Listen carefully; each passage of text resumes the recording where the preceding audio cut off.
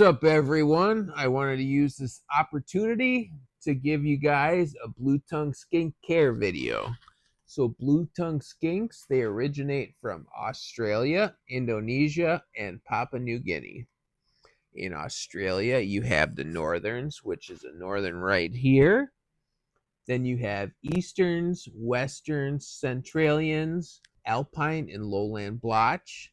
Then there's multiple shingleback species and subspecies. And then the smallest, the pygmy blue tongue skink. In Indonesia, you have the Maruki, the Key Island, Tanabar, the classic Indonesian with a few localities, the Halmahera, and the Irian Jaya. So the most common question is, what enclosure size should I get? I recommend 4 foot by 2 foot with either 18 inches or 24 inches in height. If you have the room, you can definitely go bigger. They will utilize the space, but they're not the best climbers. You can design it properly with ramps and such, but otherwise they won't utilize the height. Now you will want to set up a basking spot with a surface temperature between 105 and 115. In the center of the enclosure or the warm zone, you'll want, the range from 80 to 90.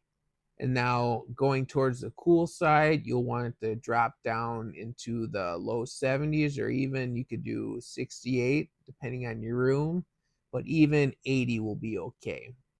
Now, the most common way to achieve this is using a basking bulb located on one side of the enclosure. In blue tongue skinks, they will benefit from UVB, so we recommend mounting that near the basking area as well.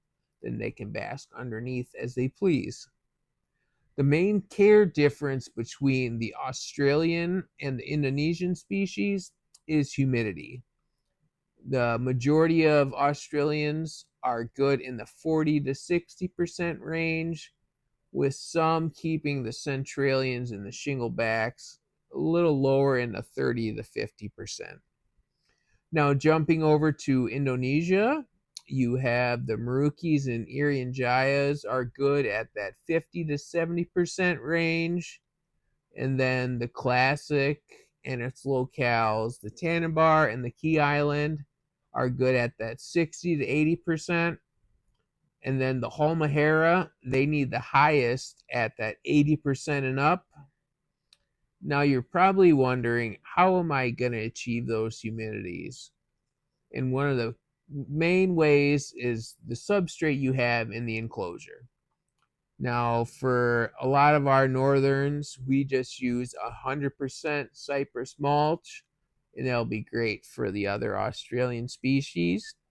Or you can use cocoa husk, like the chunk type products like Reptichip. The mulch will sometimes need it to be aired out, and then you can mix in other organic things like organic topsoil, sand, peat moss, sphagnum moss, and cocoa coir, and that will give it a variety of different textures and things to explore.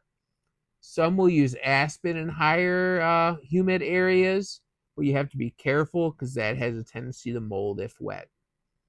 On the higher humidity species, you will see that they will often use a humidifier or a misting system to aid in get that proper humidity range.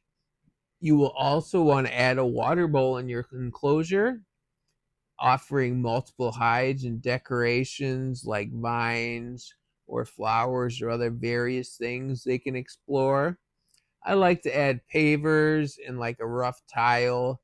It helps them naturally trim down their nails. That way you don't have to worry about getting scratched. And then you won't have to cut them, and you don't have to worry about, the stress of accidentally cutting too far.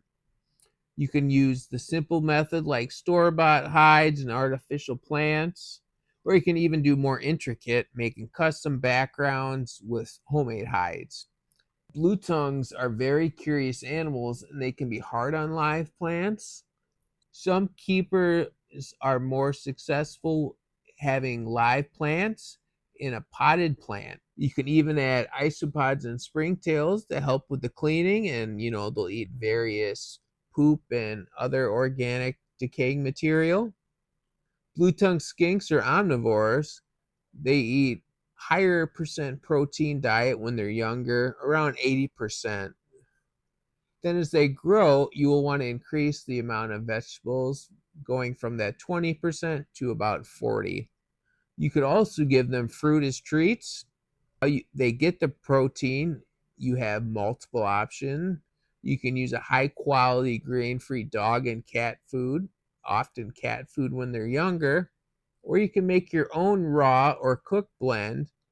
In your blend, you can add various things like ground organ meat, ground turkey, eggs, and snails for protein. Then add some vegetables like carrots, squash, turnip greens, mustard greens, sweet potatoes, and even peas. You don't have to use every ingredient, but you'll want to use a variety of ingredients for each batch, making sure you add calcium and multivitamin powder. We like to put everything in a food processor to, get it to a pate consistency. Blue tongue skinks also love insects.